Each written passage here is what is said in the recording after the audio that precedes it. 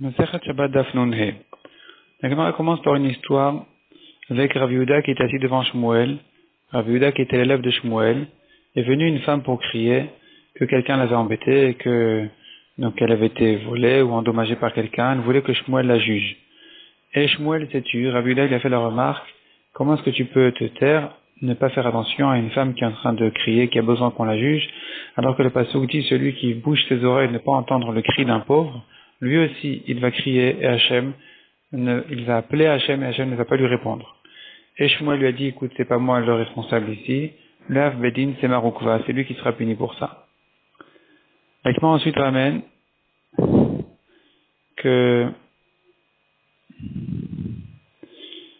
une histoire de Rabbi Zera qui a dit à Rabbi Simon: tu devrais faire la reproche aux grands de l'exil, au Resh Galuta, qui se comportent mal, et tu devrais leur faire la reproche. Il a dit: non, mais de toute façon, ils vont pas m'entendre.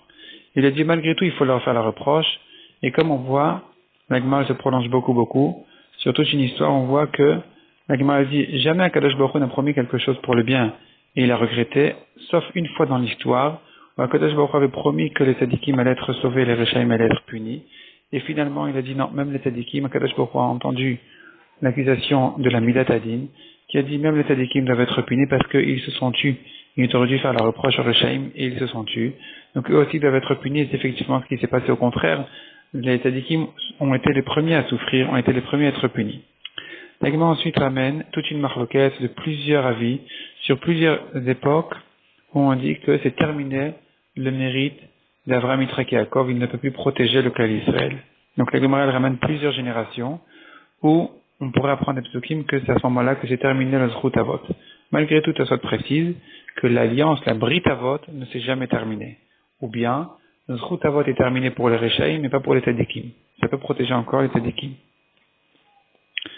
L'Agma ensuite ramène Ravami qui dit: il n'y a pas de mort sans faute, il n'y a pas de souffrance sans péché. L'Agma objecte Ravami: on voit bien qu'il y a eu des tzadikim qui sont morts, même sans aucune faute.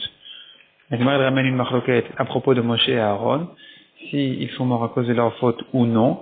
Mais en tout cas, même celui qui dit qu'ils sont morts à cause de leur faute, il est d'accord qu'il y a quand même 4 personnes qui sont mortes sans faute, qui sont Binyamin ben Yaakov, Amram le père de Moshe, Ishaï le père de David et Kilhav le fils de David.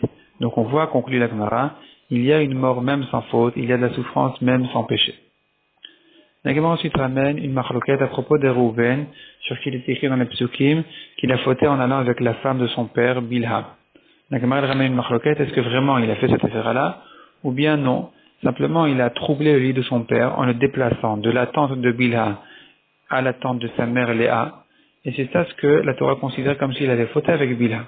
Donc c'est une marloquette entre les Tanaïm, à savoir justement s'il a fait cette affaire, il a commis vraiment l'affaire avec Bilha ou pas.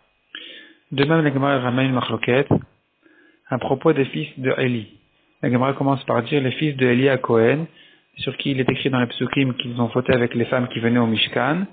Ils n'ont pas vraiment fauté avec elles, ni l'un ni l'autre selon Rabbi Yonatan, ou au moins un des deux n'a pas fauté, le deuxième oui. Donc selon Rabbi Rav, Pinchas n'a pas fauté. La preuve c'est qu'il avait un petit-fils qui était Kohen Gadol.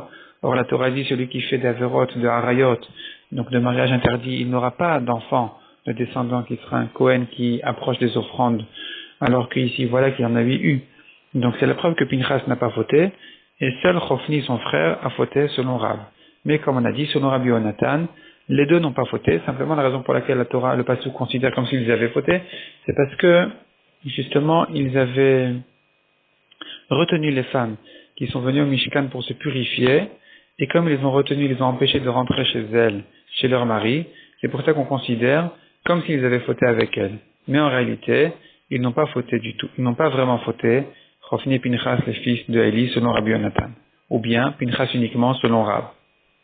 La Gemara va continuer dans le daf suivant, à citer encore d'autres personnages sur lesquels on voit dans les psukim comme apparemment qu'ils ont fait des avérotes, et la Gemara va expliquer qu'ils n'ont pas vraiment fauté, simplement ils ont fait quelque chose qui est considéré dans le pasuk comme s'ils avaient fait la grave faute, mais ils ne l'ont pas fait vraiment.